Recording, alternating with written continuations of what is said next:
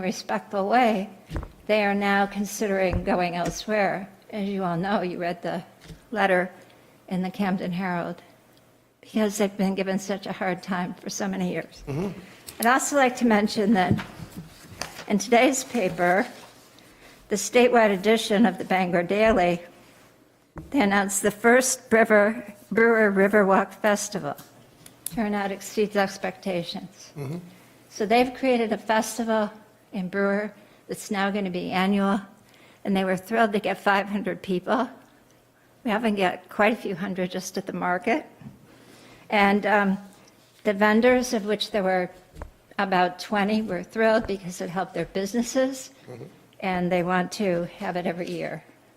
So this brings people to town. They're really thrilled about it. Meanwhile, we have this site down there, ugly though it is, the townspeople love and want to be a park. And I feel both the farmers, the neighbors, the townspeople have been disrespected in terms of the park. Thank you. It's very important to have the park. It's also not safe. I was there on Saturday, and I watched little children climbing around on materials that were stored on the site. Kids this high, climbing up over the stuff that was stored, probably for the Pearl Street redo, and on equipment that's been there for years, parked, unsafe. Why on earth would we do that? That disrespects the children. So I don't think the select board has responded to what people want, and it's time to respect what Camden people want. Thank you, Nancy. We want it to be a park, and so I'm urging everybody to vote no on Articles 15. Thank you very much, Nancy. Thank you. I want to go on to any others who have made comments here. Thank you. Thanks for coming. Good to see you. Anybody else with a public comment? Tom? This is more of an announcement. The Friends of Tannery Park is now an official nonprofit corporation. So in discussions about the park, it always comes up, well, how can we afford to improve it? Well, the idea is for the Friends group to raise funds to do that. And 501c3, Tom. we will be a 501c3. We're not a 501c3 yet for the simple reason that if we have to organize a campaign for referendum, assuming we keep moving on, you cannot use funds from a 501c3 for campaigns or political purposes. Correct. So that's the reason. I mean, we've got all the papers ready to go with our lawyer, but we are holding off. But we've got a board, an official board, and we're an official nonprofit corporation.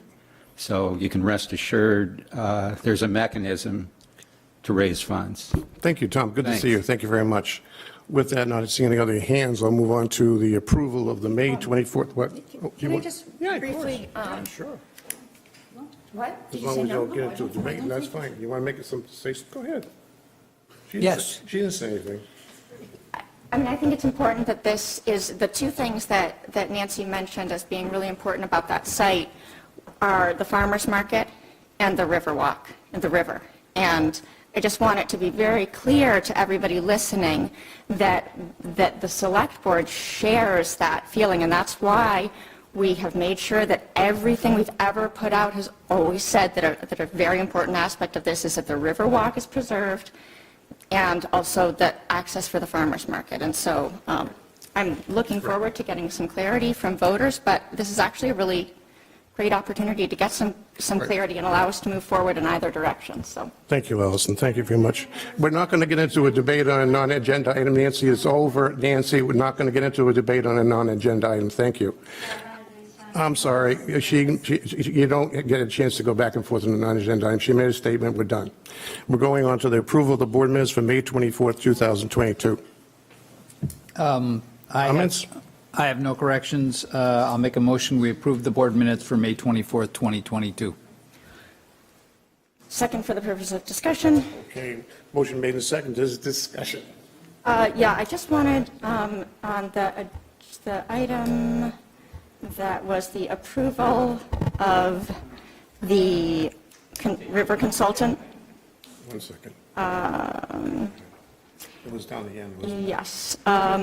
It should, I wanted it to be made clear, there were a number of comments about concerns that different people had, but I thought it was an important aspect that what Bob said about our job being to collect information and prepare it for voters, and that everybody was going to get a chance to vote on this. So if we could just add in a statement about that. And then also, I didn't know if it was important to mention that we had directed Sophie to follow up with the consultants and better define the scope of work and bring back to us any necessary alterations. So just wanted, because Okay. this kind of makes it seem like it was a done deal. And Done nothing deal, was gonna exactly. Thank you, Alison, because I was going to add that we voted on this with qualifications, that the work plan be Right. more. So if we can change that. Thank you. I'll amend the motion to include those items. Second. Any other, yes, no, motion made and seconded. Any other discussion on that? It? Yeah. All those in favor, 4-0. Thank you very much. Moving on to we have a public hearing for the liquor license for Captain Swift at 72 Elm Street. Is there anyone here that's going to speak from the public to that item or on Zoom? Please raise your hand. Hold on, let's make Just sure in that we're case, monitoring. just check, if not, I just wanted to say that because the purpose of a public hearing is for the select board to solicit information from the public on the matter at hand, pro, against, or just speak to the matter in general. But since there's nobody here, I won't go through that procedure and close the public hearing portion of this agenda item and request the select board deliberate on the matter at hand, which is the liquor license. I will make a motion that we approve the liquor license for Captain Swift at 72 Elm Street. A second. Motion made and seconded. Discussion? Not hearing any. All's in favor? 4-0. Thank you. I close the public hearing and revert to our item 4, which is the action items which we have tonight. We have 8. The first is the approval of a new Vitler license for Village Soup Food Truck at 5 John Street. Janice, do you want to add anything to this, or? Technically, it is not 5 John Street. I was told that today. It's not 5 John Street? It's just John Street. There's no house in it. I didn't think there was behind it. So. There's going to be picnic tables there, so that is why Okay. they're going for the individual process. But they cut all their signs. Okay.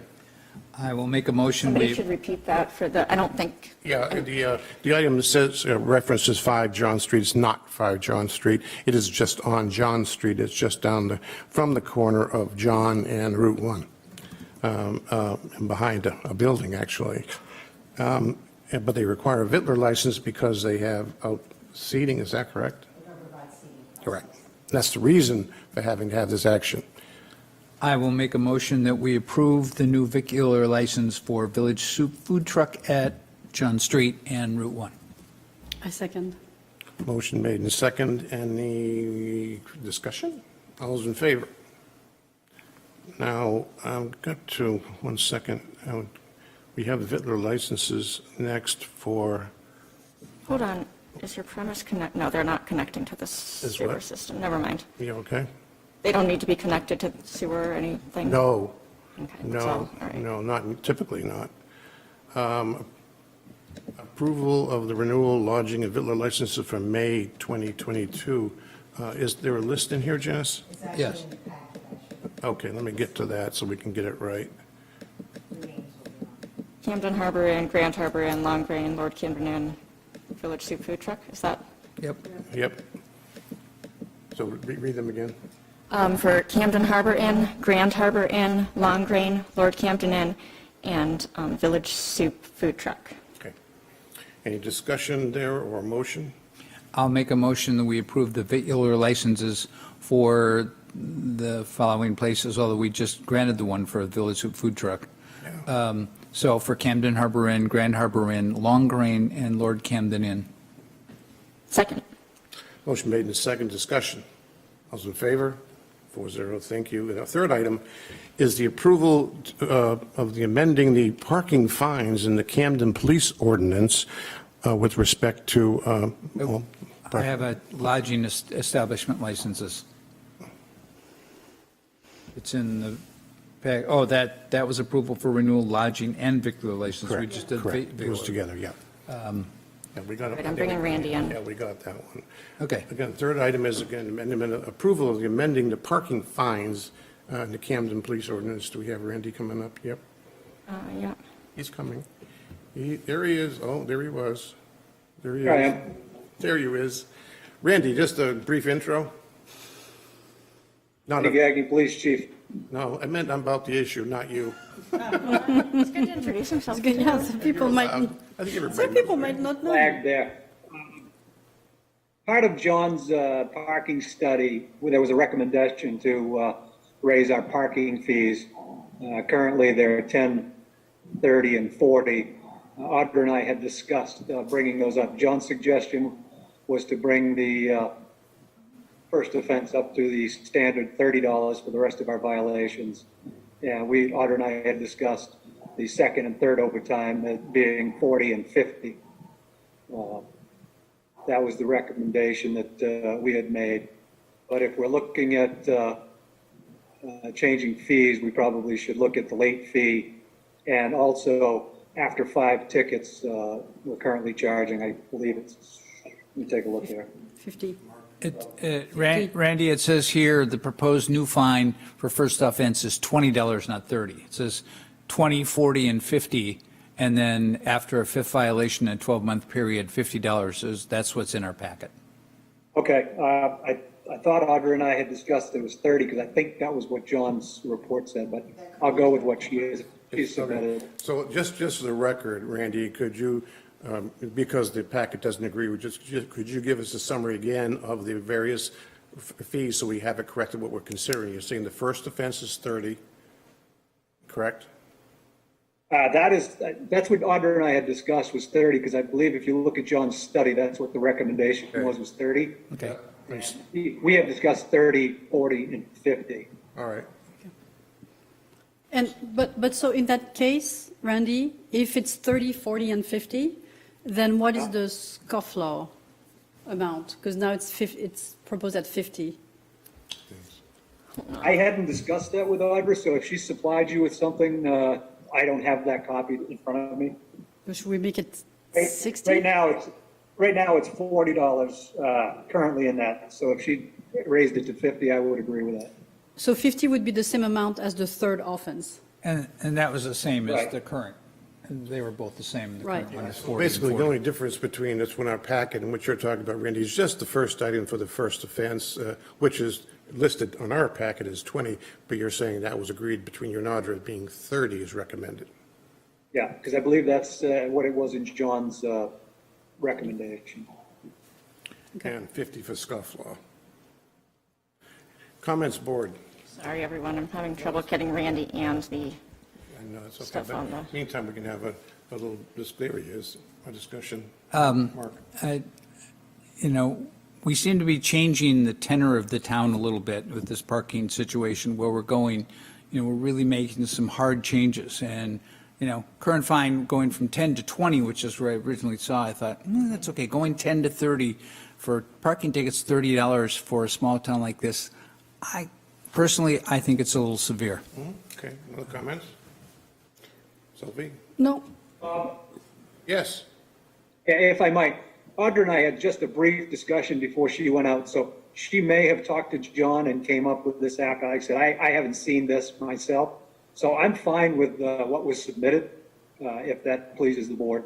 Well, And if we need to make an adjustment, for that, I think we're going to have plenty of opportunity in the next year to revisit those things. Yeah, I think that was the point I was going to make. I think the police ordinance allows us as a board to change it any time we want. We don't have to, it's one of the few ordinances we don't have to go through a referendum on.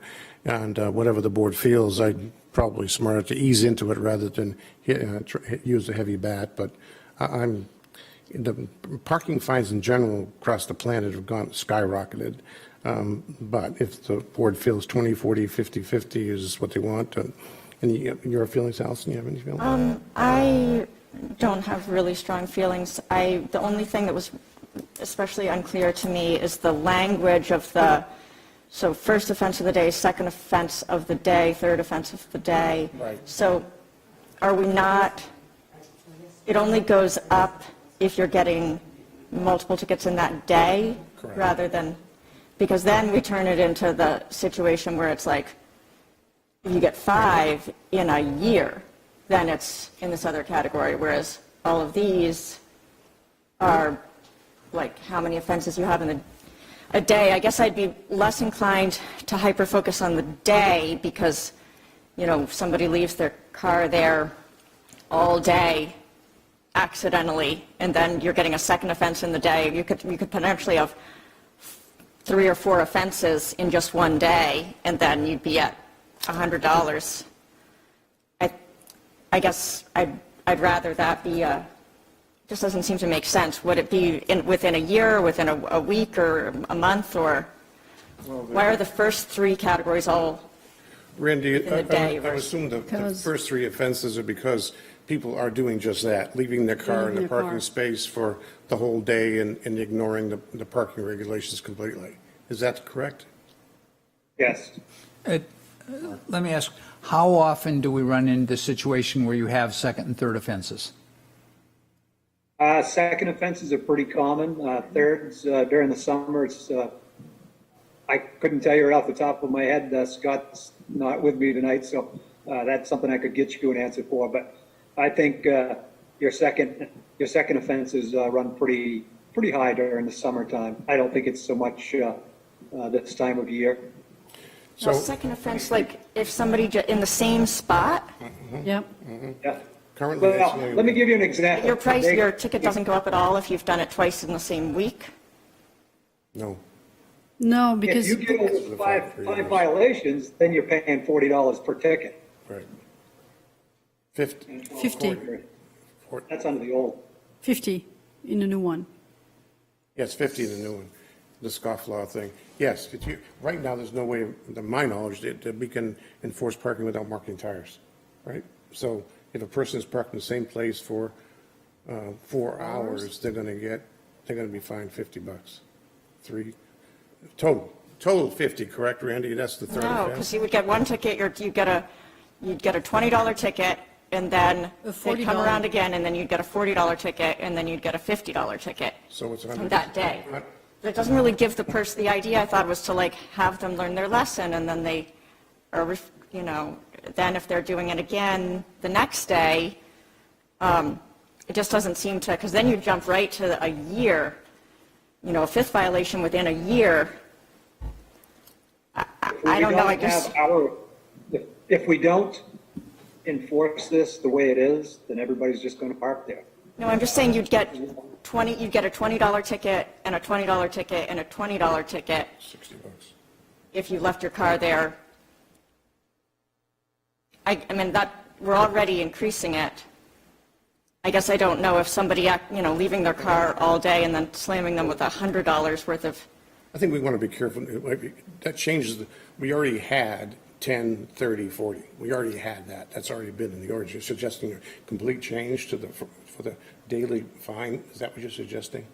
I guess I'm just not completely convinced that we have been doing that, because I've gotten 2 parking tickets in one day and don't remember it being 30. a $10 and then a $30, but That's Were what you it- in the same spot? Were you in the same spot, or In the did you same move? spot. If you, Yeah, I don't have any statistics, but just the ordinance as written, it's $10 for the first time in a spot, and you're going to add additional $30 for the second time in that same spot, right? And now we're just saying, changing it to 20 and 40, correct? So instead of. That's all we're doing is changing the fine amounts. That's right. Yeah, I I just don't understand the 12-month thing. Like you could get a parking ticket every day. different and then- spot. I don't know. I don't really. After your 5th ticket.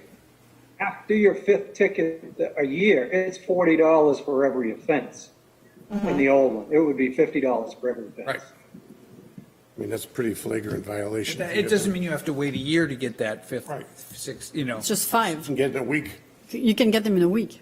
It just seems like a strange stratification to go like day, 1, 2, 3, 4 all day, and then fifth, it's a year situation. That's just, it's not any kind of hill I need to die on or anything. Well, yeah, we could restructure. I'm sure we'll get feedback.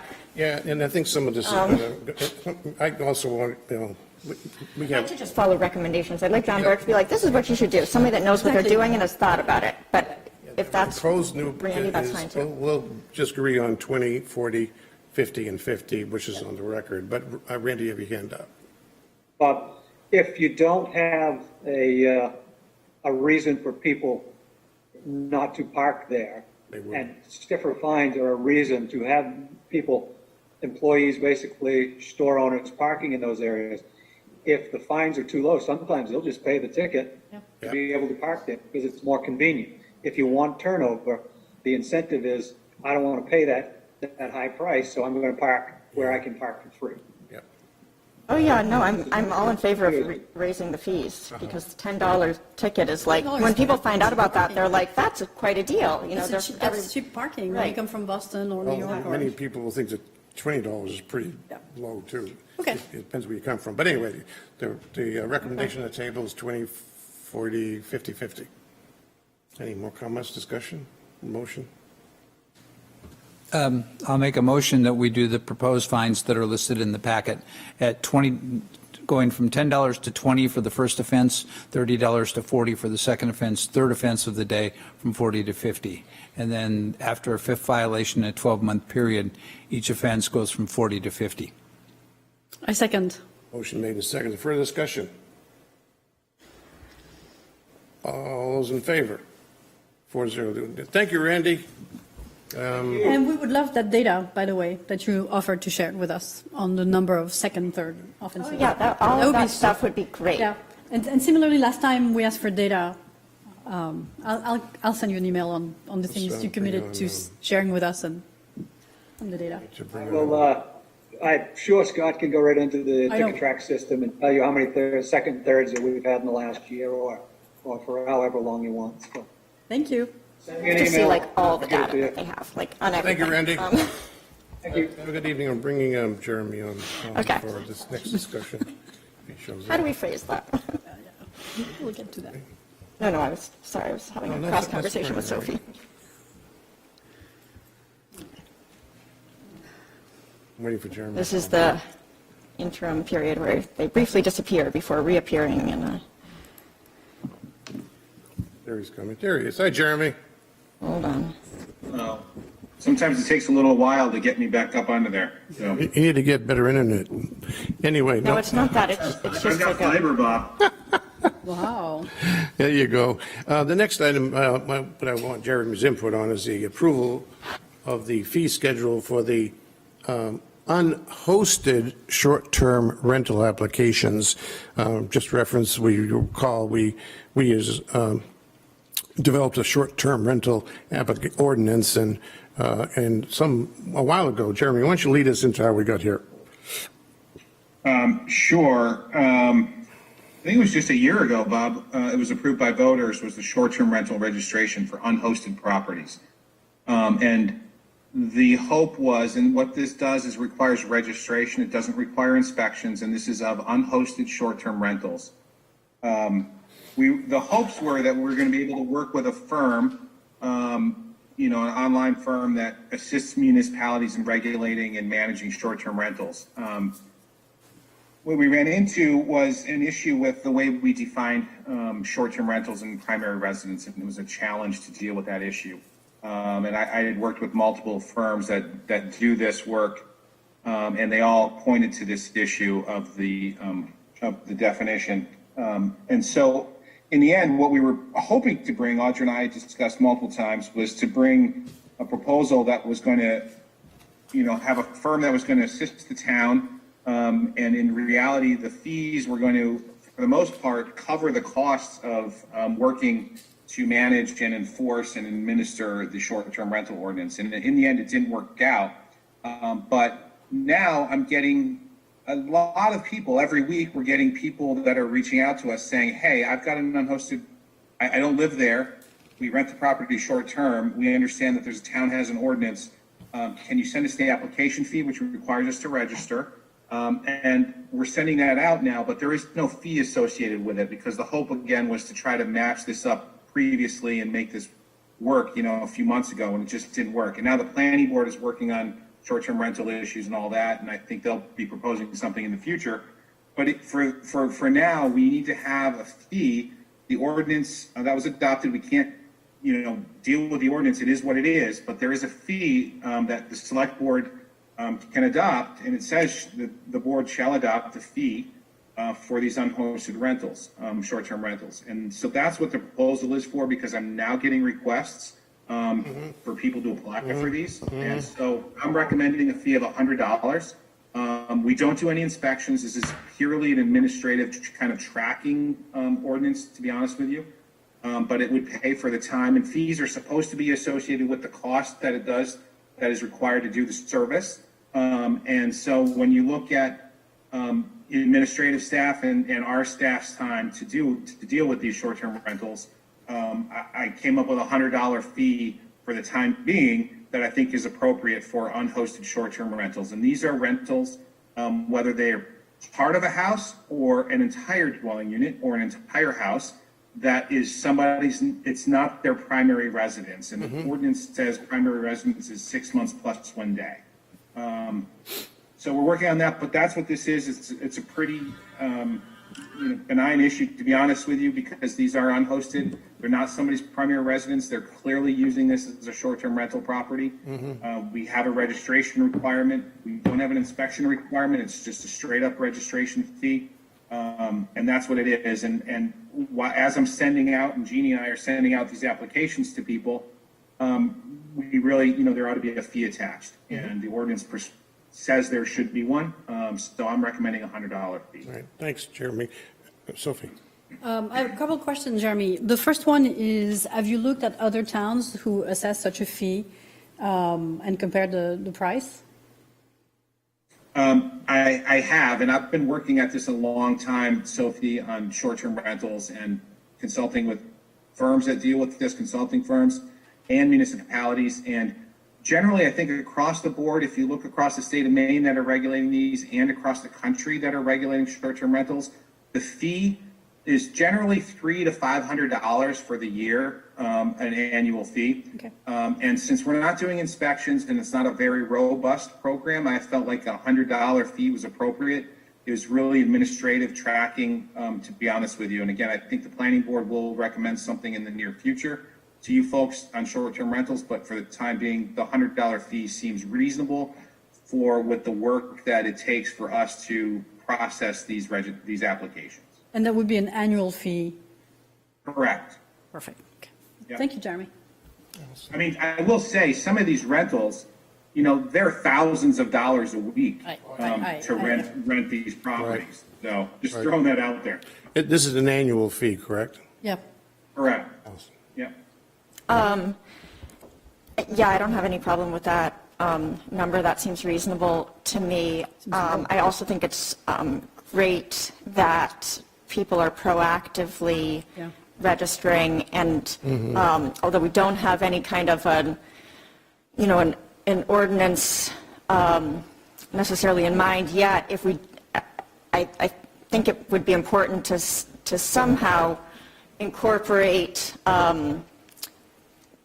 I don't want to say rewarding the people that are sort of early adopters and go out of their way to comply with the ordinance ahead of time. So if we get to the point where we decide that the best way to do this is by having a cap on the number of short-term rentals or something like that, that we would kind of make a commitment as a town to, I'm not saying that that's what I'm going to advocate for is a cap, but if we did get there, it should be these first, the people that voluntarily comply, because I know that we don't yet have the resources to go after every single property owner necessarily that doesn't comply, but hopefully the fees that we, get through this will ultimately help to fund that program. And there should just be some kind of an incentive for people to do the right thing, and I appreciate those that are. And that makes perfect sense. Allison. I think that's a great point, and the planning board is going to take up this discussion again next Thursday, and I'll mention this to them. I think that is appropriate, to be honest with you.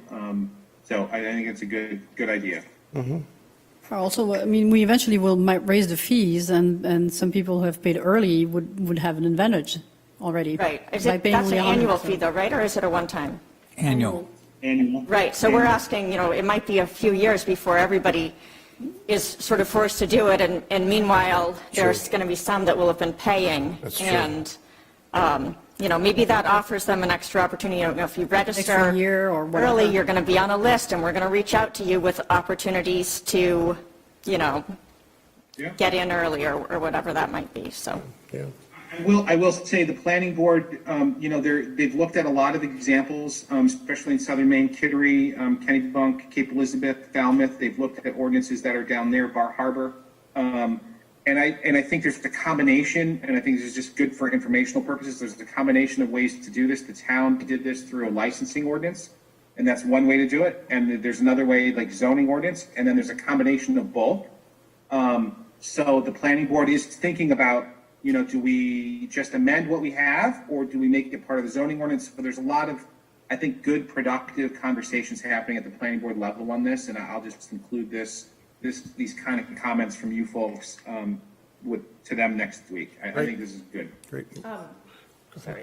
Just on that note, let's try to make sure that probably, looping the select board back in often. It's good to hear that, because sometimes what happens is the conversation progresses really far on the planning board level, and it gets to the point where, we don't know what's going on at the select board level. But I would say that in general, it seems like things that get added to the zoning ordinance are there forever.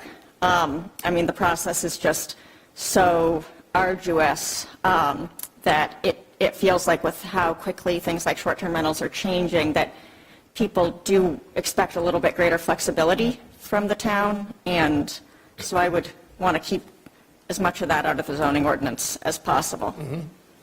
Understood. I agree with you. Mark? Okay, I would like to make a motion that we approve a $100 fee to cover staff time to process and approve unhosted short-term rental applications, registrations.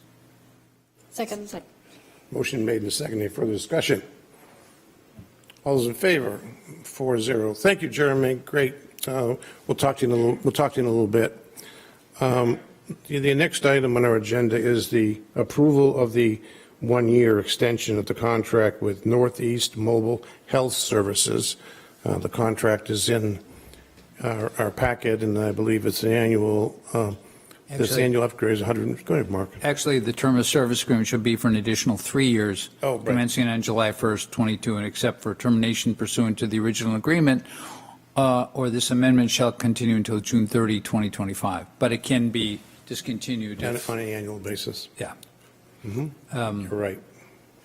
And the amount currently is $157,130.53. I wince because I always look Yeah. at dollars and cents. I've been a part of the EMS meetings for quite some time, and in the last EMS meeting, the latest one was postponed a couple times, and we haven't had it yet, but the last one, Northeast has really improved their game in terms of providing service for our residents, so it's a good fit right now. And I'll point out that this, just so everybody understands, this contract price is in our FY23 budget. yes. So I'll make a motion that we approve this agreement with New England or Northeast Mobile Health Services for $157,130.53. Second. Motion made in second. Discussion. So is there not an official recommendation from that committee? Is this what all 4 towns are doing? Is there? Yes, all 4 towns are doing Different it. amounts, of course. But Right. So everybody's on board. And how much of an increase is this for us? that's a good question. It doesn't say, it doesn't seem to be, I don't remember it Don't being a substantial increase, as much as it could be. And there's for the 3 years, there's a 4% compensation paid in this agreement to any MHS will increase each year by the greater of 4% or by the consumer price index for all urban consumers, so on and so forth. So there are, but we're not going to get, the first couple of years as they were trying to find their, right, we had some substantial rate increases, so this sort of keeps it in line for the next 3 years. Oh, for the next 3 years? I thought it was services for, Well, it's a 3-year years. term, but you can yeah. have an annual acceptance, basically, because we can't Right. approve a 3-year agreement. What does it mean that the town is paying $157,000 for this for residents? Has nothing to do with what their insurance is going to charge them when they need ambulance services, right? Correct. Right? Yes. So This is So just, basically, the town is subsidizing part of what the insurance is charging them? I just don't understand why we're It's, in not every case do the town, makes it affordable for Northeast, because insurance, not everybody has insurance. There are a lot of runs where they go where they're not needed. So, if there's an accident, they're called to an accident, and yet the person doesn't need or refuses service, there is no insurance involved there, and there's letters. So this allows them to provide the service to the town. what is our question, though, performance? But going back to the billing, though, I think that was a good, do people get direct bills from Northeast? Yes. and then people have to apply for their own insurance. And one of the things is that, as we've been over this before, that people often don't know that really we would be the ones that they would kind of complain to about, I'm going through this with a family member right now, and ambulance rides and not wanting to call because of the fees and that, the majority of residents don't know. That just made me, I just hadn't thought about that angle totally, Sophie, that's not something that we review. Do we hear cases of people getting charged exorbitant fees for ambulance? So I would rides? right. So I would imagine that if your revenue is below a certain threshold, that the town should be paying for that, right? Well, that's another issue. That's not built into this That's at not all. built into That would be this, like a okay. trust fund So situation. this is just like This is a the bare contract with cost the- to have access to the service, Right. 365 days a year, Right. 24/7. That's And we have certain agreements within, they have to provide a certain amount of paramedic care, make sure they have a certain number of ambulances available, which is, Monitoring response times. There's a whole part of the contract talks about response times and that kind of thing. But basically, you're just paying to have the service. right. It's paying to have ambulance at the ready, on standby, basically. Yeah, And my other question is, what are the performance indicators, and how and when are they reviewed? They're reviewed, supposed to be reviewed on a quarterly basis. Like I said, the latest meeting was postponed twice because they couldn't get everybody in the 4 towns to attend. But basically, we go over how many runs they had, how many times they had to provide paramedic service. And one of the important things is their time from the moment they get the call to how long it takes them to get to where they have to pick up a patient. And they're fined if they do not meet certain standards within that case. They have to meet those performance standards. Who finds them? The town does. Our town? Because if there's 4 towns, or the town where the resident is, who finds that? I mean, I'm just curious about those mechanisms. And, the more I think about it, the fact that this doesn't have, all this is that we have 2 pages in the packet that are, really just one, and all it is an extension of services, but it doesn't have, there's a big, long document Sure. that we've discussed at length before, and it would really make sense to, because some of us have been here a few times, and so we tell ourselves, oh, I understand it, but when once in a while somebody asks a question that I really can't answer, it would make sense to actually have the whole document in here, and to be able to have, Chief Farley should be here, we should be able to, we need to be continuously sort of re-educating the community and ourselves, and is there any reason this can't be put off until, for a vote next time? Well, we No, can, I think we should. technically, the current contract expires June 30. Right. So- So we have, We have, You're there's one gonna more have the- meeting before the. You're going to have the same issue with two new board members, one or two new board members on the 21st? No, who won't have time to understand. And then we cannot table it any longer. correct. I think it's a good point. We should have a presentation, but I mean, this has just been such an issue. I mean, my other question is, where do we stand? There's been a lot of effort put into getting our firefighters to be EMT trained and working with Northeast. And there was, if I remember, there was some kind of an issue with Northeast not wanting something or other. I'd just like to have an update on all of that stuff, because we've spent so much time researching and talking about this before we go sign another. Yeah, there's, the Northeast has no problems with the firefighters, and some of the police officers we have went through EMS training. It's taken a while for them to get the licenses. COVID slowed down the process for them to get licenses to provide the service, and I don't know where it is right now. But Northeast doesn't have a problem with it at all. And the contract, if I remember correctly, is basically the same as it was. The only difference is just. That's correct. It's the same as it was a year ago.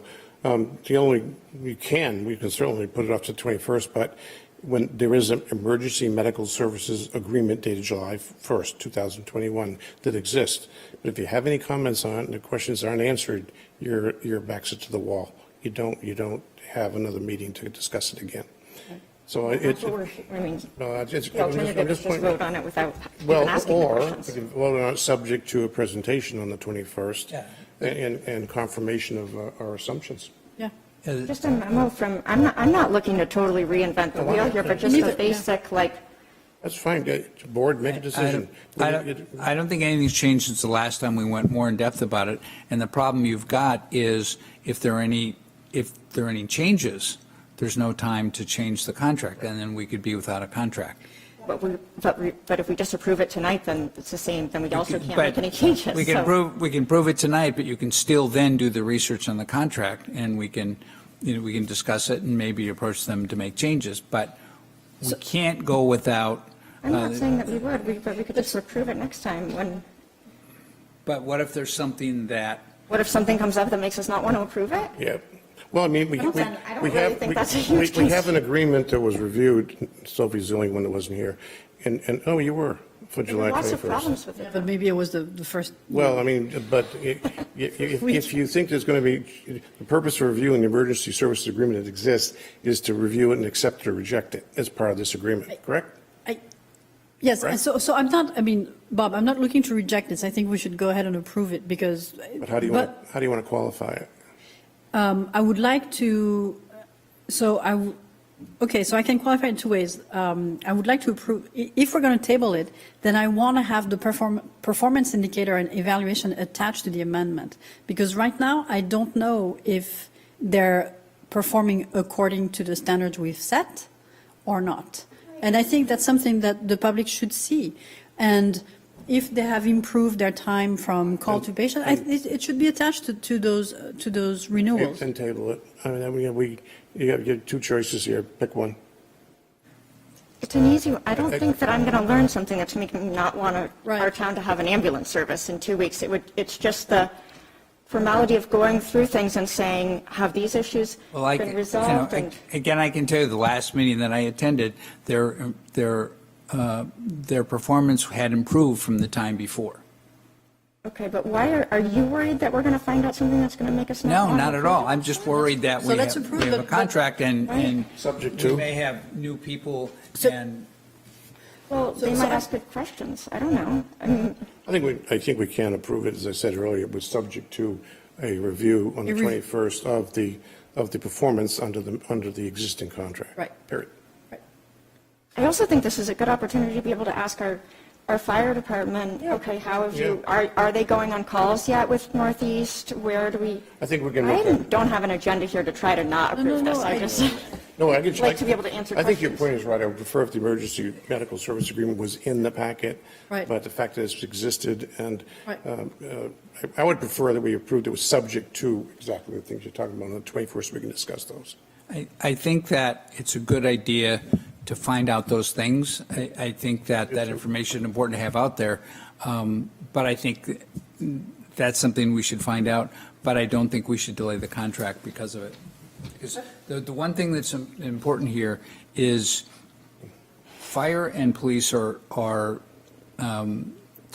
state law, we have to provide them.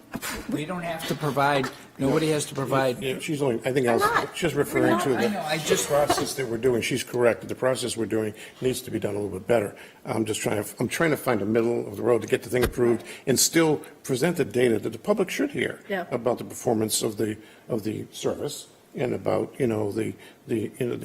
what if anything. It's just making me feel very strange that there's such a concern that we wouldn't approve it next time, because what if we approve it tonight with qualifications? Then what is our, so what? We find out that actually they're not complying with any of the standards. Does that mean that then our approval is undone, or? You could. But why? Subject to the review of the criteria of the agreement that exists. We're approving it, but that when you get that presentation, if it's exaggerating, if the performance metrics are way off, we made it subject to the metrics being right on. I just mostly want a whole EMS update. We don't have any other options, but approving this contract is. We're not arguing about having the EMS update. Okay. We're just trying to suggest, it's an existing agreement. We have seen it before, all of us. Now the question is performance metrics, and I agree. We should have in any related other actions that are ongoing with the firefighters being trained, and we can have Chris and we can have, whomever, give us the metrics, and we're qualifying to that. If there's anything that it's a miss, we'll know it on the 21st and we can disapprove. So there's no thought that we would be ready to go with our own system? We don't have it in the budget. Well, no, but in 3 years. Well, this is not a 3-year agreement. This is an annual agreement we can't approve a 3-year agreement. Does it have a clause that says that in here? I believe it's. Subject to, what's it called, a budgetary? Yeah. Non-appropriation. Where is that, Clause, Mark? or, It's not in there. I don't think that's in there. I think this is. I think it's. that's what Bill always tells us we need to have. Absolutely This right. is the term. From appropriation, the parties agree that the contract price is Yep. payable by the town from appropriation by town Correct. meeting each year. In the event an insufficient amount Correct. to fund this agreement or for any. Review this, and he's had issues. Yeah. No, I think we're covered in that regard. It was a good question. But I would still suggest we approve it. Yeah. Subject to, Yep. Subject to performance indicators. provided to us on the 21st. Yeah. And showing that we're in conformance with. Yeah, the with the agreement, standards, yeah. Standards, and we can have part of that a discussion about ongoing activities with the fire department. That's not. So even like a frequently asked, can somebody from there say, this is how we do the billing, this is how it works? Exactly. I have no problem with that. Yep. Great. So move. Second. Motion made. Isn't it? Motion made and seconded. Any Something further I lead discussion? away. All those in favor? Sorry, Mark, you didn't even. Okay. Trying Onward, to restate that. onward and sideways. The next item is the approval of a 1991 tax lien discharge for, I could have sworn we already did this. We did no, we did a different one a before. different one. Another piece of, This is, just so the public understands, there's a situation, there's a memo in the packet from Bill that suggests there's individuals have paid all the taxes, there's nothing, and it just hasn't been cleared off the books. And we did the same thing about 2 months ago with a different property. that it looks like was it's had the between- same property, basically. They're connected, that's why it's all the same. Yeah. I'm not crazy. No, you're not. There is a connection here. Mark, I will make a motion, we approve approval of the 1991 tax lien discharge for Leapers and Con. I second. motion made and second, discussion. Anyone discussion? Sophie, there's discussion? Just a tiny point. Yep. The date on the quit claim deed is May, and it's Audra, and I propose that Janice sign this? She's acting town manager. She So this needs to be changed so that it can be executed quickly and we don't have to wait for Audra's return. Okay. Good point. But she can sign for Audra based on the authority The we've given authority, her. okay. So I don't think, any other discussion? No. All's in favor? 4-0. Good. Onward to the approval of the MDOT agreement over the projects they have with respect in Camden for the multi-use trail construction, ADA curb ramp improvements. That's the title of the project. What they're really looking for, which is pretty, well, it's not standard, but it's basically looking to a town to approve that they can move equipment over the roadways that exceed the Stated limit. the state limits, and that's, and as part of that, there's a bond they will issue to the town in case they do some damage to our roads in these areas they're talking about doing this construction. That's basically the fundamentals of what they're looking at from the municipality. I think that they said that we have the right to require a construction bond. Correct.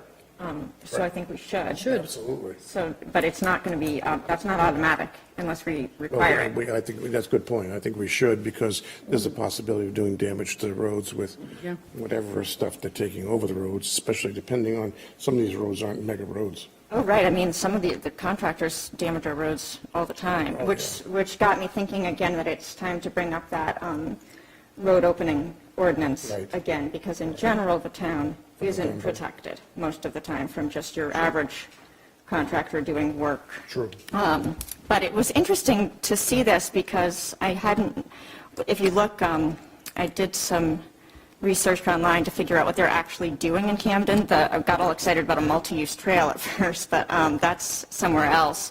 It just bundled together with a bunch of different things, but they are making some improvements to, it's mostly on Mountain Street, and a lot of those tip downs for the sidewalk are not ADA compliant, and so there's actually a pretty good amount of improvement happening there. I think they're going to pave, and so in order to do that, they need to bring the sidewalk up to standards, which is what we just had to do on Washington Street, and what they're going to be doing also on the French and Brown. The bump out. The bump out, which is a different project than what they're mentioning here, but it's all, they seem to be on a real tear with the ADA compliant sidewalks, which is great, because I know Mountain Street definitely has some problems. Yeah, I don't have any idea what kind of equipment they're going to be rolling on these roads, if it's, a front-end loader or whatever, I have no idea, but this is kind of typical to make sure the town municipalities are protected and made aware that they're going to be possibly moving equipment that is beyond the capacity of or the allowable weight limit for those roads. Usually that's, our roads are only posted during the spring and when, during a certain time. Soft season. Right, and so most likely Yeah, I don't. doing the work then. It's probably, I think this is just a standard thing they have to do everywhere, but it's like Spring Street, Grove Street, but we definitely want them to do it. Yeah, and with the proviso that we pursue the bond. Yes. Okay. Yes. Are we they're the ones, so the bond is like a certain amount per mile? That can be anything you want. It can So be. do we decide? That the town would have to decide what that amount, because right now there's a form in there, but it's blank. Yeah, it says here, if a bond is required, the exact amount of said bond should be determined prior to the use of any municipal way. The Maine DOT will assist in determining the amount of the bond if requested. A suggested format for a general construction over-limit bond is attached.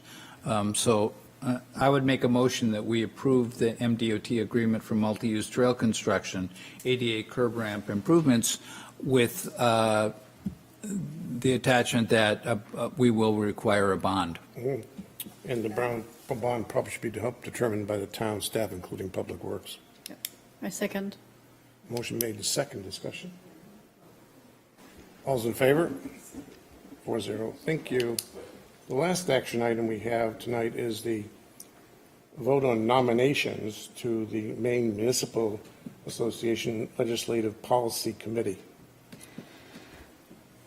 And I was a little bit confused because the Legislative Policy Committee was the agenda item, but then there's all kinds of stuff about the Executive Committee in the packet. And I didn't actually see, is there anything about the Legislative Policy Committee, or is this all the Executive Committee? This is proposed slate for MMA Vice President and Executive Committee members to serve on the MMA Executive Committee. That's what this says. Because the legislative policy, I was all excited about that, because I don't know if anybody else reads the stuff that we get from MMA and what they decide to focus on in the legislative session, but I don't think a lot of it is at all aligned with, certainly not my values. Once in a while they get, but anyway, of course, the executive committee also is important because they hire all of the positions there. I would really like to have Audra's input on this. Are we just voting on their slate to approve it? You're nominating the people that are In the packet. Audrey does what's in the packet. But it's not, sometimes we vote on between different people. Page there for you to select who you want to nominate, and then there'll be an election process later. We can, You're voting on nominations. There is a form where we can nominate somebody else. Yep. Yeah. I suppose you could. I don't think that's what they're, The deadline for nominations by petition is 4:30 PM on Friday, July 1st. oh. So there is a petition process. Yeah, Right. yeah, I just kind of. This is who they've come up with so far. Yes. If we want to add, You can add. Do you want to add yourself? not especially, but maybe Sophie. I'm not sure. And how many, so it's a one-year term, do they have more nominees than they have? Is this a competitive thing, or? So I agree with you. I would be interested in the legislative The committee. vice president's 1-year term and the executive committee member's 3-year term. Now, how many, I don't see that in here. These people have been like professional. Yeah. Because- They're all town and city managers. Yeah, exactly. They've been doing that. But I think Janice, if you can get us information on the legislative committee, Yeah. that would be, because that, I think, I completely agree with Allison, that would be more interesting. Yeah, I'm not sure there's any required action here, to tell you the No, truth. 'cause I think it doesn't Unless matter. there's a nomination that we want to put in. Yes. It's optional. Yeah. Yeah, I don't think we need to vote think on if it. we We wanna add- protested last year. At one point, we protested because they provided no information. They correct. only provided a list of names. Information And we said, people. now I they've guess provided indecipherable we information. can vote to support we can take a vote to support their candidates. Yeah, I mean, I don't know enough to do I don't that. think we need to do anything, actually, because I don't think it will change anything unless we nominate someone and we're not nominating And then we need anyone. it says 5 other petitions, so I think we'd have to go around to our other municipalities and try to get them to. I really don't know. Maybe sometime we could just have somebody from the MMA come and talk to us about Perhaps, but why we should continue as members, or, when somebody's nominated, that usually means they're nominated to go on a ballot. So I assume these Right. individuals are nominated to go on the ballot, and if there's another nomination, we can add it. But I don't see anything here to require. Just to oh, approve. once the petition process is complete in July, the official voting ballot will be mailed to each member municipality for municipal officials to cast their vote. Okay, so they're starting early with, okay. This is just a nomination process. That's I don't all think it we is. need to vote. I mean, I don't see the need for a vote either. Okay. I may be missing something, but I don't see it. no. Agreed? Agreed. All right, onward and upward or sideways, whatever we're doing. Let me get back to my agenda because I just lost it. Discussion? Yeah, we have one discussion item. That's- All right, should I bring Jeremy back on for this? Yes, please. Thank you. Hold on a second. God, this thing is slow. Too many pieces of paper. I just want to make sure I get everything in order. Almost there. Relatively modest agenda. The main reason, as everybody understands, is on the 21st, the select board will be post-election, and there will be any new members will be sworn in that night, and there will be then 5 of us. And so we try not to make anything that's long-term until we get that board seated. 21st. Okay, I'm wasting time. The discussion item is the regard to the Tannery Brownfield contamination cleanup current status. And this is more for just a public informational discussion. Many of you know, we have an ABCA, which for Sophie's benefit and mine too, ABCA stands for the Analysis of Brownfield Cleanup Alternatives. It's basically a study of the information in providing alternatives for us and associated costs. That document, its current version, is on our website. And it's there for anybody to take a look at. We are not going to be covering that tonight. And one of the main reasons is there is, and we're popping this is a, Jeremy, feel free to just jump in any point and tell me when I'm not saying something incorrect. But this is one of the graphics that's in there that reflects the areas where, at this point, the site requires some cleanup. That refers to actually, I think it's, blow it up a little bit and take it left. Basically, the three areas in general are the top left, which is we call it the triangle, the green area there. That's one. And the other two, just down below, lower, there are two hatched areas over the light blue. And by the way, don't make the same mistake I made. That's not the river. That's the river walk, the light blue. I thought it was the river, and I was so confused. The river but is in blue, right? Just the status of what we're doing right now is those two areas are going to be seeing some additional borings being done, and I believe it's tomorrow. Was supposed to have been done in May, but availability of boring people like me it caused the backup, and so those cores will be taken tomorrow. The reason is we want to make sure the engineer has the correct line of demarcation of those two areas. That's the only thing that's left, and until we see what that is, that could have an effect on cleanup area, amount of cleanup, and therefore costs too, as a possibility. We're really hoping to have that information from those borings in the next couple of weeks. So I'm really, really anxious to try to get it on the 21st, so we can have a more full discussion on where the ABCA is at and the alternatives therein before it ever becomes finalized, including any revisions to anything else the engineer portends in that analysis. That's really the current status now. But it is important, I think, for the public to get a chance to take a look at the current version of the ABCA. And if anybody has any comments, it would be so much more efficient if they could submit them to Jeremy. And that way we can spend some time getting our engineer to answer some of those in anticipation of the meeting, rather than trying to, which will happen still, questions that may occur when we address the actual ABCA itself. So that's the status of it right now. There's obviously tons of information in the ABCA. Next at that session, the engineer will be here, and we hopefully have a discussion with the board on the path forward, including selected alternative or alternatives, and what those entail. Hopefully a better shot at the costs. Now, just also for reference, I should mention that the ABCA in its nearly complete form is used as the basis to next step to develop a detailed design of what needs to be done physically to the green triangle in the two areas that I mentioned by the Riverwalk down to the lower left-hand side there. That would be the next step, and then bidding out and hoping that the construction industry doesn't beat the heck out of us, because it's not very stable right now.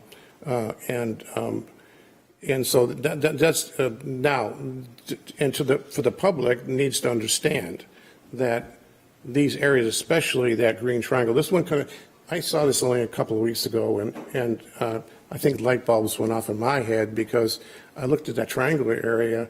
It has contaminants of varying forms, which you could read in the report.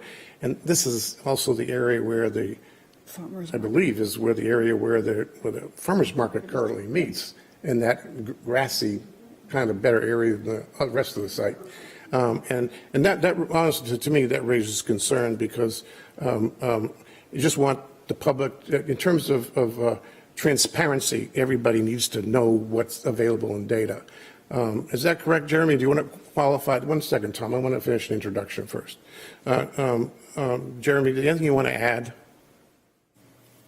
No, I think that's fair, Bob. And I think what might be helpful is just a very quick summary of what the ABCA is, because it seems such like a foreign document, but it's really not a foreign document. If you read it, it's very easy to understand for a lay person to understand.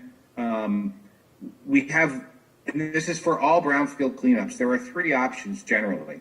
Those 3 options are is you do nothing, or you do complete soil removal, or you do a combination soil removal and a cap.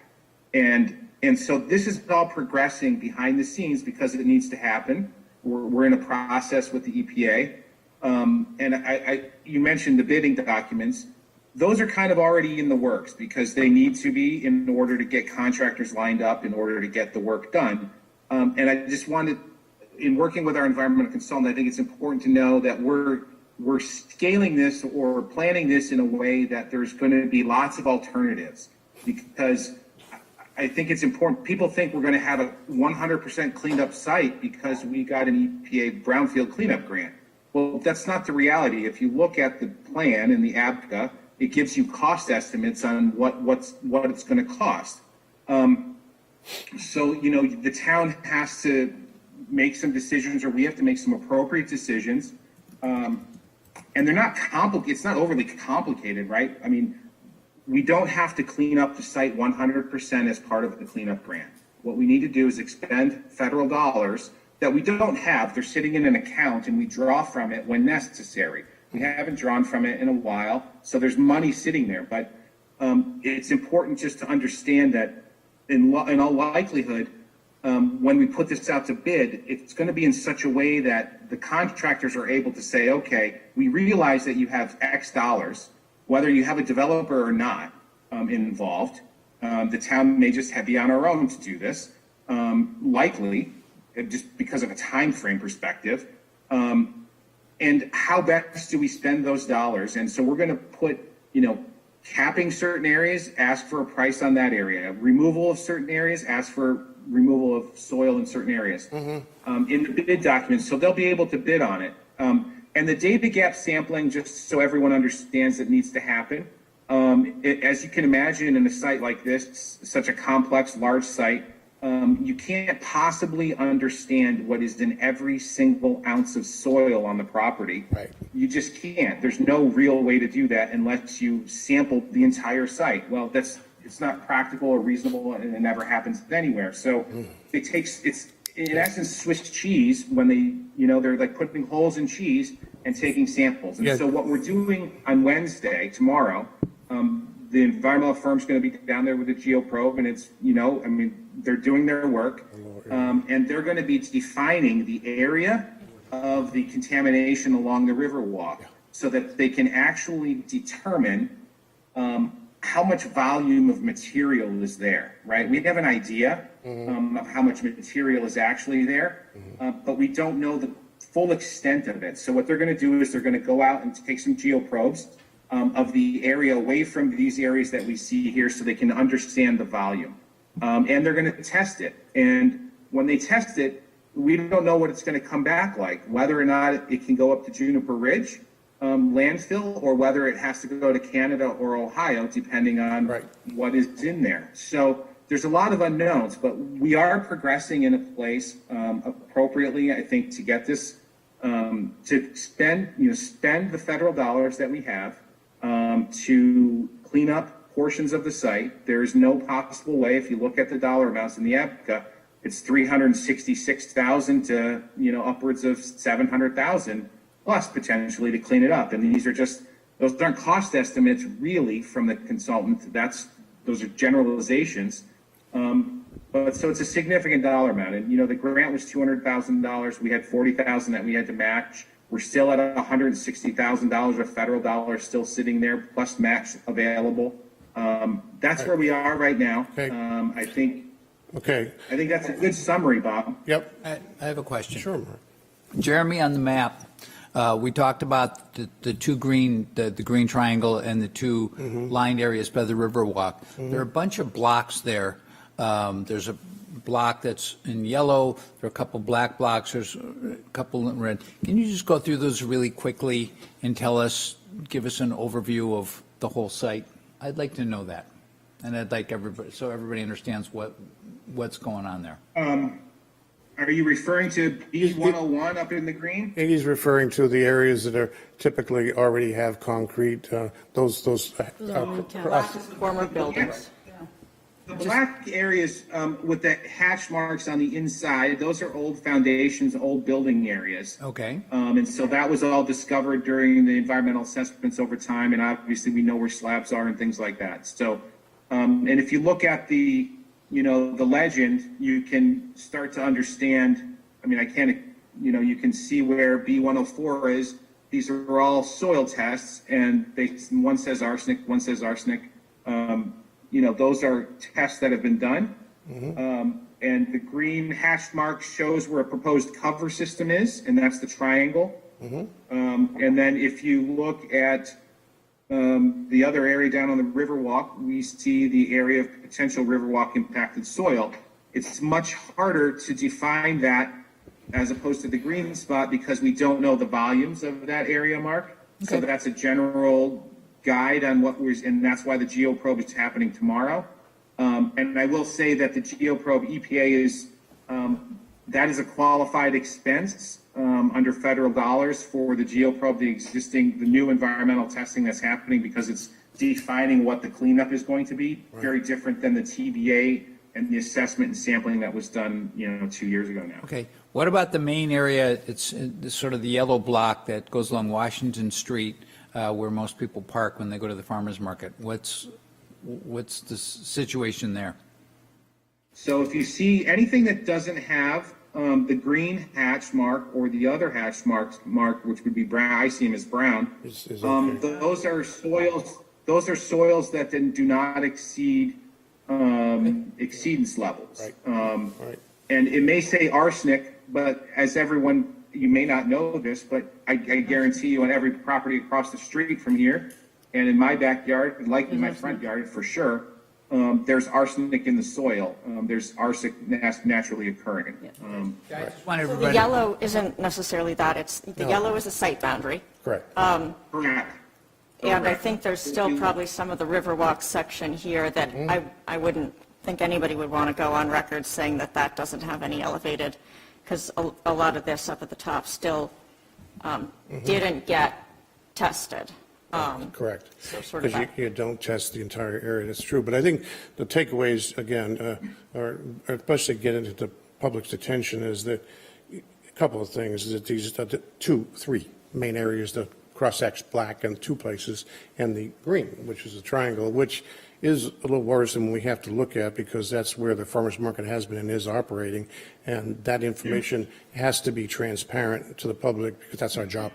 That's part of it. I will say, Bob, that I have reached out to the farmers market folks to touch base with them to open up the discussion. Okay. I know we just approved a license agreement with them. That's fine. But in that language, there was language in that agreement that talked about the environmental issues and just need to be the need for them cognizant. to potentially move, Right. relocate on the property anyway. Right. Mark, I think one other site, Allison, if you can scroll down so we can pick up the cap area, the existing cap. I think this is good to know. I think people may not know this, but you see the area that is like kind of a baseball diamond looking with X marks. Yes. That's an existing environmental cap that was put in, and there's a slurry wall. It's kind of a mounded site on the property right now. Mm-hmm. That's an existing cap, environmental cap that was done by the state years ago. And if you look at the contamination, it's clear that slurry wall they can say the slurry wall is still functioning appropriately and doing what it's intended to do, but this other material that is along the Riverwalk in that area, that hash mark was probably associated with that same environmental contaminant in that area. Right. Okay. Well, that's the overall status. Like I said, I'm really want to press hard for get this, well, again, Jeremy used the term data gap sampling was the borings we're talking about in these areas down below towards Riverwalk, 2 areas. And to get the full scope of that, then we should have, it's never going to be 100%, but we should be able to have a substantive discussion on the agenda about the ABCA. Allison, go ahead. So the question that keeps coming up that I'm having a hard time answering and feeling like maybe we've been a little bit irresponsible here is it's very clear from reading the ABCA that this green hashed area exceeds park user standards for arsenic and lead. And sure, we can say that oh, well, there's arsenic everywhere, but still, if somebody's going to have their kids playing in dirt at home, so many of us will do soil tests, and then when it comes back bad, we say, okay, we don't play in that dirt anymore. So, and lead isn't anything that we want to mess around with. So when when I look at the way that site is being used, it's very clear that the grass is getting worn out. There's a lot of exposed soil. There's nothing that we've done to indicate to people that there are a lot of unknowns about the site and that there are certain knowns. And so it seems to me that we have a responsibility to post some kind of informational signage that just says, that just says something, and I don't know what the proper wording is, but it would be if maybe when you're discussing with the EPA or with whoever you think is appropriate, just what their recommendation would be, not just for that area, but the Riverwalk area. It doesn't need to be necessarily something that really scares people off, but it's just like a heads up, It's transparency. It's a transparency issue. We just have to make sure everybody understands without exaggerating, without magnifying that there's a situation. But I think the green triangle I mentioned earlier in my mini dissertation, that area stuck right out in my mind because that's where the farmers market has been operating. And again, they should know that's what's going on there because it's not going to be cleaned up in a month. People are walking along the Riverwalk too, and some of these, it doesn't give the numbers on this graphic, but the numbers for some of the Riverwalk area right along the bank is screaming high and let off the charts. 37,000. It's like. Should we fence this off? Well, I think first, Jeremy, wait. First of all, the issue of signage or what we should do, that's an operations item, and I know Jeremy has been discussing it operationally in-house, and I think that what I'm hearing from the board is that we need to pursue that track. Yeah. We need to make sure that whatever is necessary without overdoing it or, and not the least of which is making people understand that, like the farmer's market, that this situation exists. And, we've told them, we've forewarned, and maybe there's options with the farmer's market. I don't know, but that's going to be your point. Like, is it okay to be driving on the site? Is it okay if the dust is going around? I don't know the answer to that. I just want somebody qualified to review that. Yep, I agree. So Okay. So we are working on this, and in all likelihood, I do think that the farmers market will need to relocate off of the lawn area. If you look at that lawn area, I've been in the town for almost 5 years, 4.5 years, and that green space has changed considerably since the first time I got here, and it is getting worn considerably, and that it's getting worn by the farmers market. This is nothing new that, that this is an environmental site, but we will, and I certainly noticed it, and I really appreciate you bringing it all to my attention. I noticed it, especially this spring, this summer now, early summer, that there's a lot of areas that are been beaten down, and the grass has died because, they're there all day on a Saturday and part of the day on Wednesday. And, I think moving forward, the town should absolutely address this issue, and we'll be working with it. It's in the agreement. Thank you. It's an appropriate thing to deal with, and I am working with our environmental consultant. And all right, Sophie has one more comment, then I want to address the public comments. Yeah, Jeremy, thank you so much. I think, given that it's the summer, we're going to have more people coming to town. I think the sooner we can Yeah. take precautions to protect the public, the better. So do keep us posted. As Bob mentioned, this is an operational issue, so the board can only, look for your recommendation and impart on you the urgency of the situation, at least personally. Thank you, Jeremy. That was super Thanks, useful. Sophie. Tom? Tom Ressick, 67 Rawson, Friends of Tannery Park. Well, there's a few things. One is that the Warren area is not from the traffic. That's where the puddles form. Whenever we get a heavy rain, that is exactly where you get puddles. I walk that site every day. Sure. And if you look where the trucks park, the grass is way better than it is there. It's not from the trucks. But the bigger point I wanted to make is back in 2017, when the Tannery Work Group was meeting, Steve Dyer came to a community meeting. That triangle area was identified in 2017. We got a grant in 2018 and the recommendation at the time for that triangle was just to cover it with 12 inches of soil. That could have been done 3 years ago if we would have pursued that instead of waiting for an RFP. And if it's critical for health and safety, why the heck was it delayed that long? When the cure for that area is very simple, 12 inches of soil. Mm-hmm.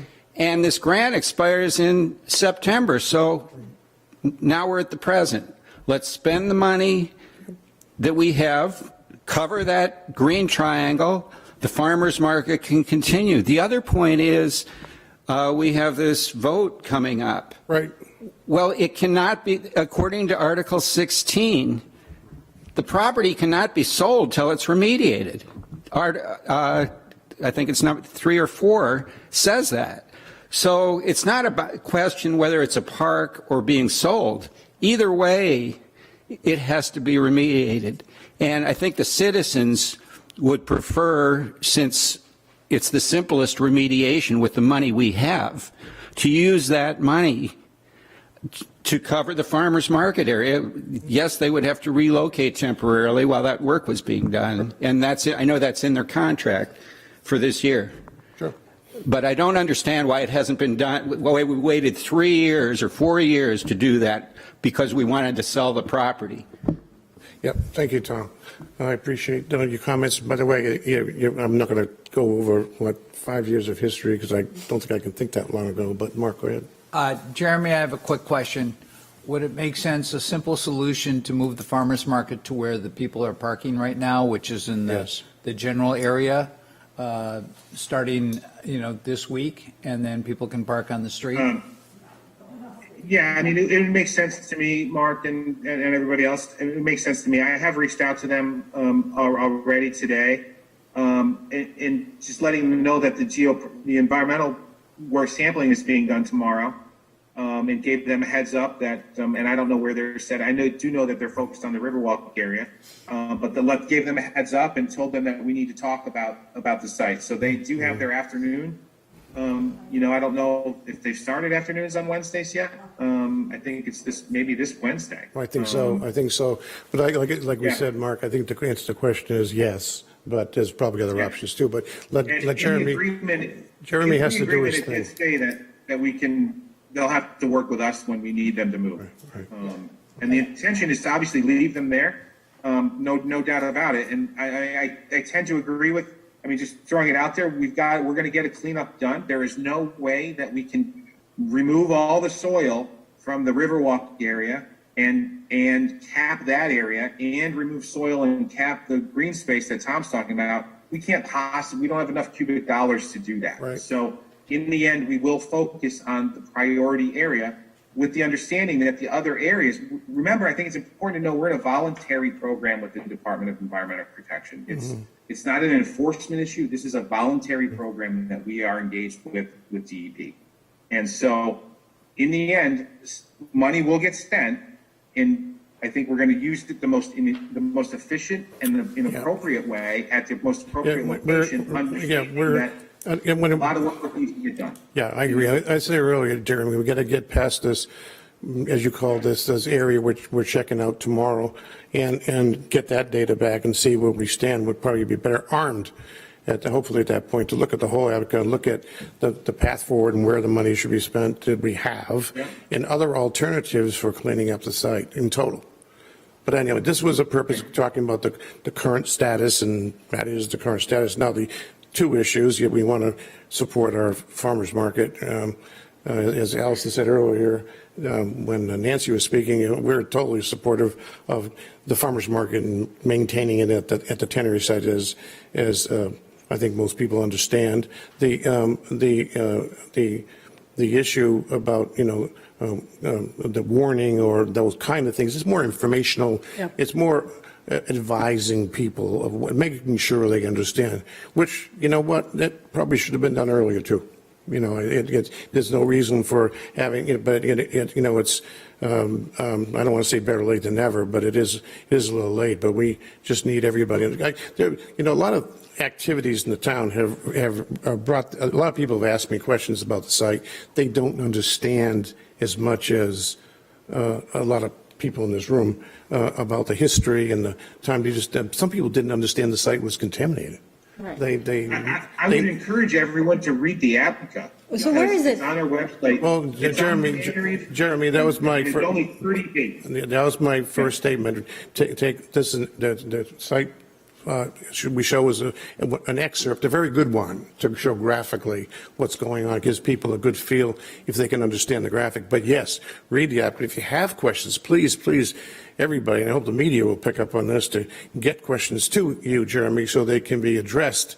And when we bring Steve Dyer and Ransom in for a discussion on the APCA and its next couple of months of activity. So can I just give everybody a quick tutorial on how to find this information on the website? I was looking for it. So probably the easiest way would be just to go to the main page, camdenmaine.gov, scroll down here, and you'll see that on the latest town news items, there's been an effort made to have the things that people are asking for most frequently. That also includes all the stuff that's going to be on the ballot. Tannery Information Center, click on Read More, and then right up at the top here is the draft of the ABCA.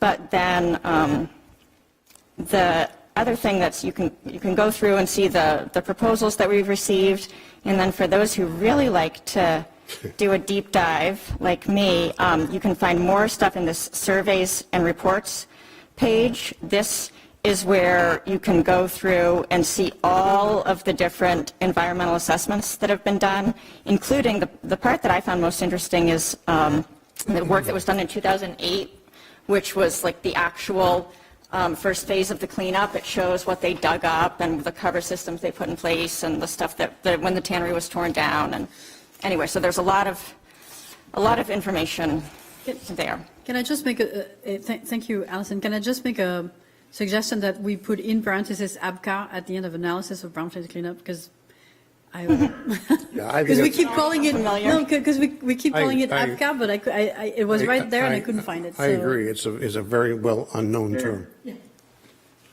Thanks, Jeremy. What, Tom? Tom, please. Exercise, Tom. We are so far behind what was stated in December, at the December 9th EPA grant workshop, where we were going to be done the APCA in February, and then the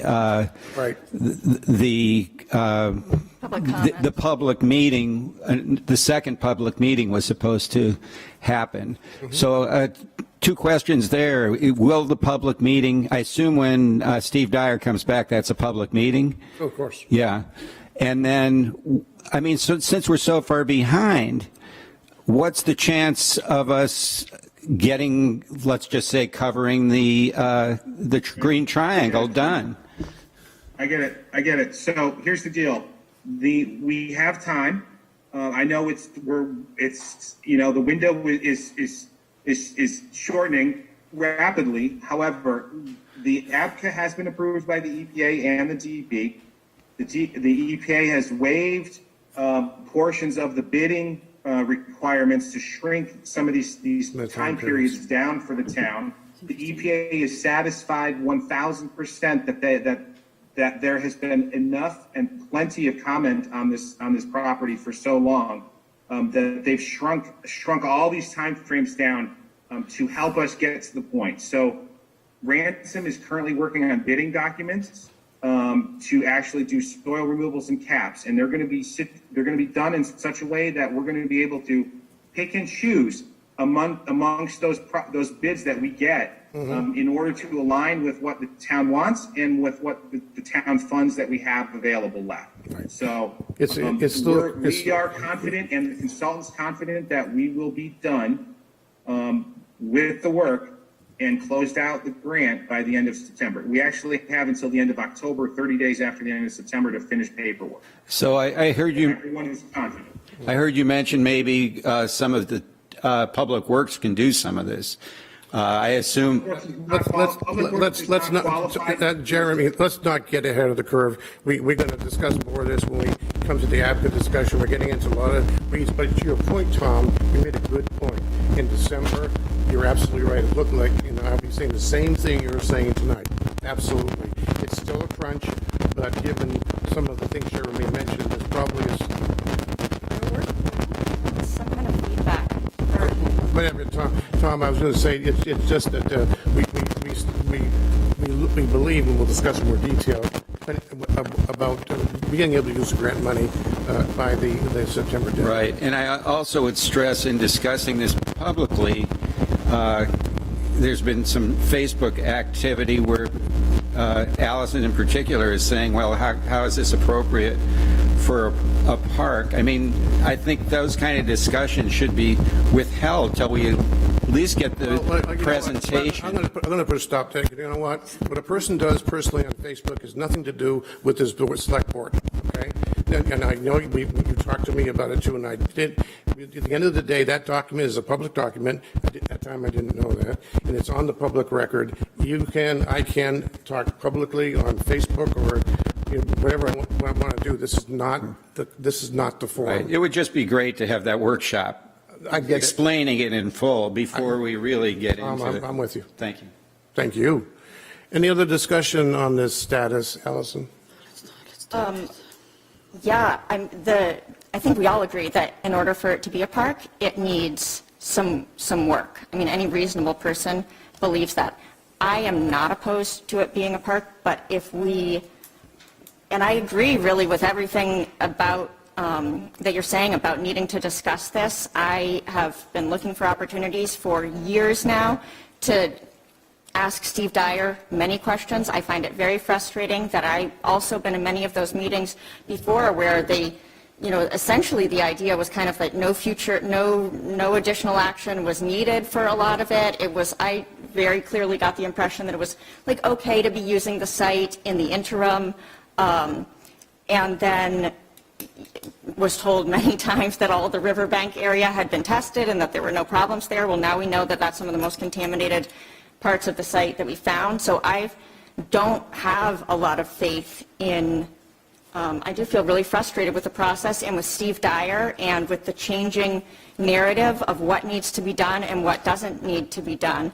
If we're going to keep this as a park, then I think we deserve as a community to have a conversation about what the trade-offs are in terms of different types of cleanups. I don't automatically want to do the least possible option. That's what the town has been doing for years, is just choosing the bare minimum. If we're going to choose to have this site, the whole thing as a town asset and town park forever, and I think that's definitely a possibility, we should really talk about, like, do we, for an extra $300,000, do we want to get rid of the gasoline contamination that is near the water table that would just, would be the soil removal option. I agree, and I think Can the that- farmer's market continue to drive, if we do the cover system, is that a cover system that can be driven on?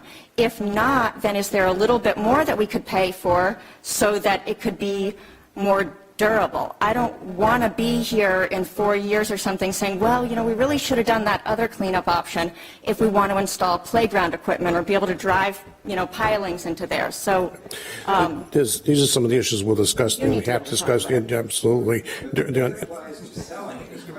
Tom, I don't, she's not debating it. We're not going to go into the this is a discussion we'll have when we come and address with Ransom the ABCA and the alternatives. But everybody knows, and Jeremy's been very vocal about it for years now, saying that the cleanup, to Allison's point, is a function of how you're going to use the site.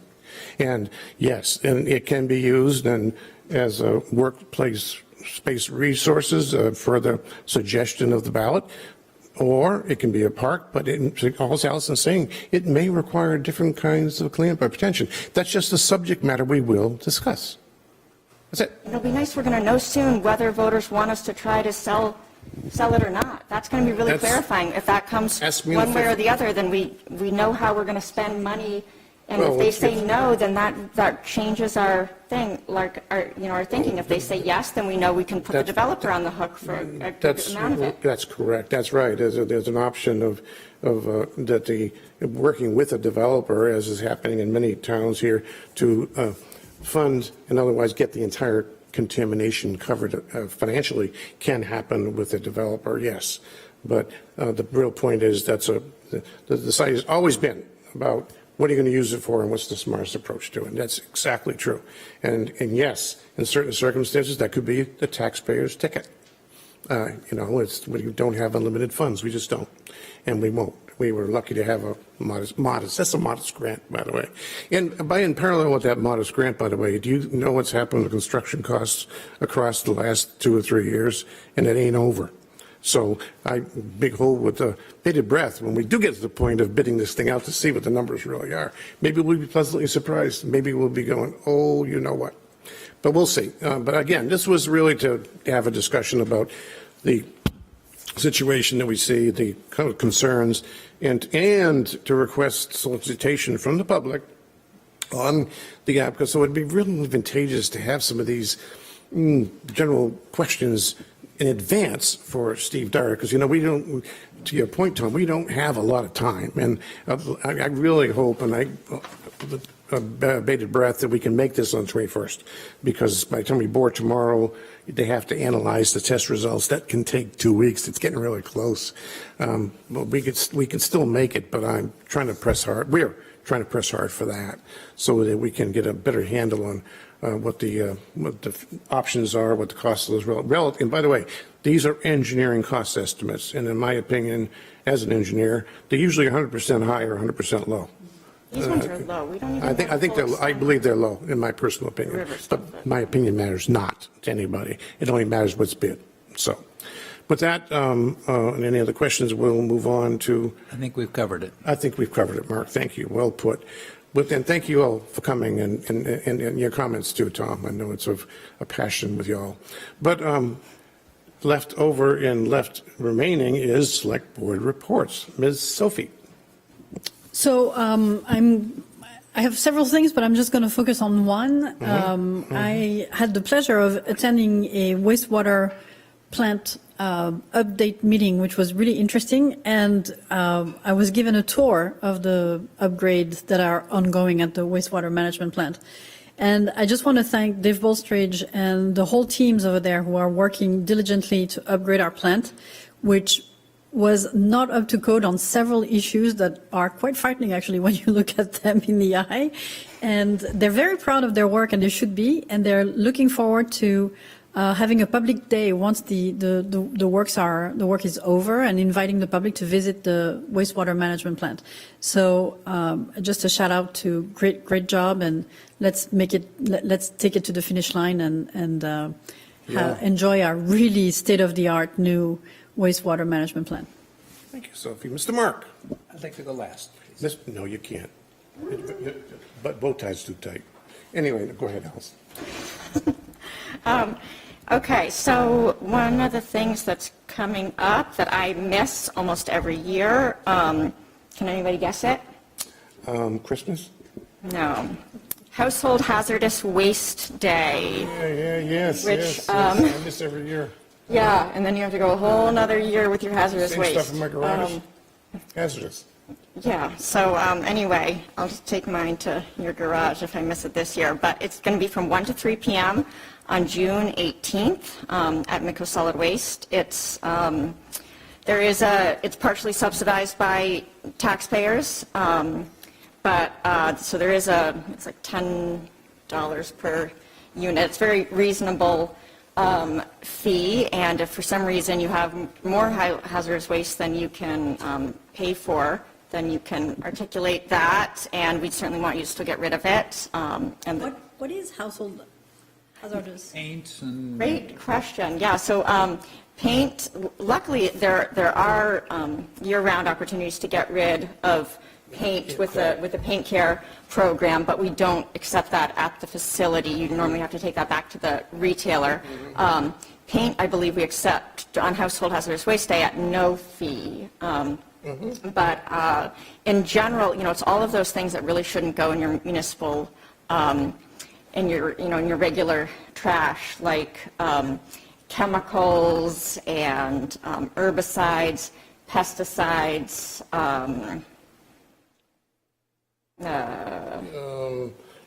Anything, I was thinking of certain electronics, Yeah.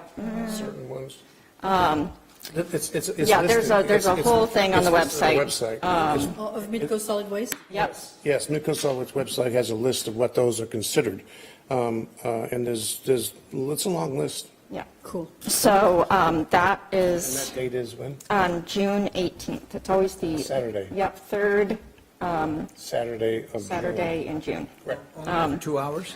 Bad gas. I just got a text message here. Bad gas, like gasoline. Yes. I believe. Yes, that's correct. There's a long list. Yeah, so you can call over if you have any questions ahead of time, or look on the website. But it's really important because our trash either gets incinerated or it goes to landfills, and there's all kinds of stuff that shouldn't go in there. And the leachate from landfills has to be pumped to a treatment plant. We pump a lot of leachate from our historic municipal solid waste landfill that's now just a construction debris landfill. That all goes to our wastewater treatment plant in Camden, and we really only can remove just a few things at that plant, as you probably learned, and then it goes right out into the harbor. So That's true. there are a lot of things that we don't want in there. Apparently, ammunition, fireworks are a couple more things that shouldn't go in your trash and should go to Household Hazardous Waste Day.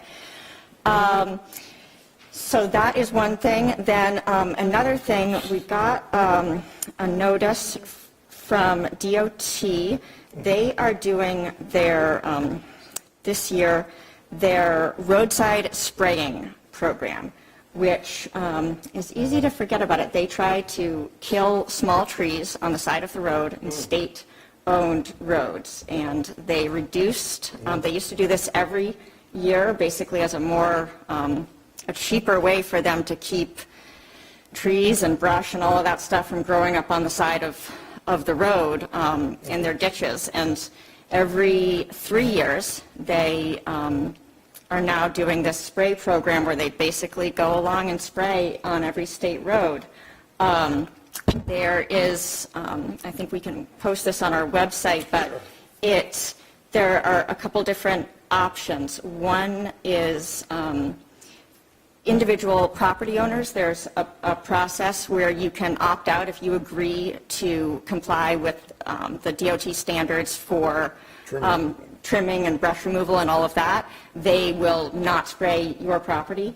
Also, the other option is that an entire municipality can agree to take on that trimming task, and then they wouldn't do any spraying within the boundaries of the town. And so it seems like it would make, I guess what I would hope is that we could ask the Public Works Department or whoever's appropriate to look into that and Really see if like there's... to do that. Because I think a lot of would be tax dollars well spent if we could avoid having herbicides sprayed on all the state roads in town.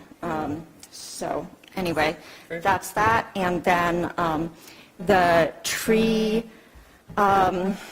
planting, or the tree project, is going, I may have too many tabs open, you're just going to have to hear me talk about this, but I won't show you any more green circles. Right. But that's going really well. Again, we have 50 trees that we're trying to plant in Camden. I recently went back and did a bunch of research on trees in Camden, and seems to come in waves where everybody realizes that, you know, the trees that we're enjoying today, if we don't plant more, the future, you know, residents of the town aren't going to have any trees. And sometimes it takes really barren streets for people to realize the value of the trees. But we've had volunteers going out and approaching property owners, and they now have about 25 confirmed locations. And the great thing is a lot of them are going to be, you'll see these little white stakes.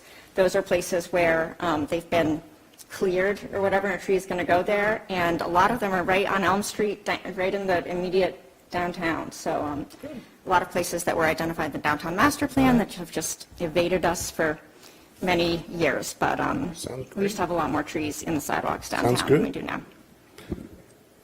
Mr. Mark? A number of things. Number one, fire department, we have a new engine coming. It's a mini pumper. It's a smaller vehicle that allows us, unlike the big, large fire engines, it's a mini pumper. It allows us to go on dirt roads and places where big engines cannot go, and brings its own. So it's a real safety item for people in fires that are not accessible really easily on main roads. The truck is completed by the end of the month, and it's going to be displayed. Our truck has been chosen to be on display at the annual New England Association of Fire Chiefs annual conference from June 22nd to 25th in Worcester, Mass.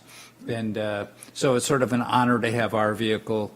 They've been working on the design for a few years now, and it will replace, if you saw the Memorial Day parade, Engine 6 was in the parade, which will be its last parade.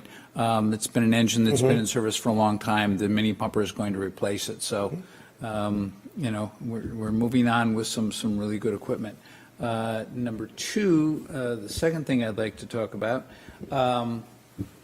as most people remember, the last hurricane season, we had, I believe, Ida and Elsa. We had some severe rain episodes happen in town, and forecasters at NOAA,